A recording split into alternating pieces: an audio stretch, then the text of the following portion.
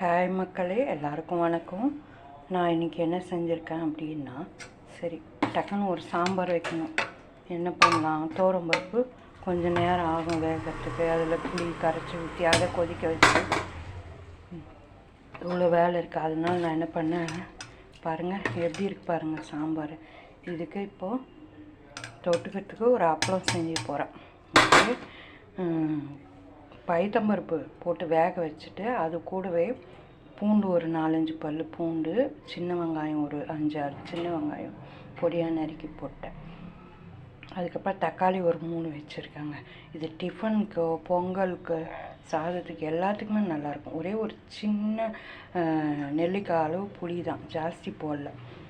எல்லாமே வேக வச்சுட்டு எடுத்துட்டு இதில் முருங்கைக்காய் கத்திரிக்காயும் போட்டேன். பாருங்கள், நல்லா வந்துட்டுருக்கு பாருங்கள். இது பாருங்கள், அந்த முருங்கைக்காய் கத்திரிக்காய் கலர் மாறாமல் இருக்கிறதுக்கு கொஞ்சம் மஞ்சத்தூள் போட்டுங்க. நல்லா வெந்து வந்ததும் பாசிப்பருப்பு அதுவே கூழாட்டு வெந்துடும். நீங்கள் எண்ணெய் மத்து போட்டு கடையணும் அதெல்லாம் தேவையில்லை. ஓகே, தாளிக்கிறதுக்கு ஒரு 2 வரமிளகா, ஒரு பெரிய வெங்காயம் பொடியாக நறுக்குந்து, கடுகு, கடலைப்பருப்பு, உளுந்தம்பருப்பு, சீரகம், கொஞ்சம் வெந்தயம் இதெல்லாம் போட்டு தாளித்து இறக்குறேங்க. இறக்கும்போது மல்லி இலையும் தேங்காய் ஒரு பில்லு மிக்சியில் குறை நடிச்சிட்டு போட்டிருக்கேன் பாருங்கள்.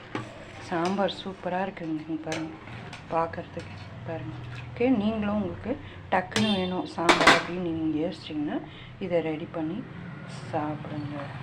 சப்போர்ட் பண்ணுங்கள், சப்ஸ்கிரைப் பண்ணுங்கள். எது இருந்தாலும் கமெண்ட் செக்ஷனில் சொல்லுங்கள். உங்களோட ஒவ்வொருத்தரோட சப்போர்ட் ரொம்ப ரொம்ப முக்கியம். ஓகே, பாய்.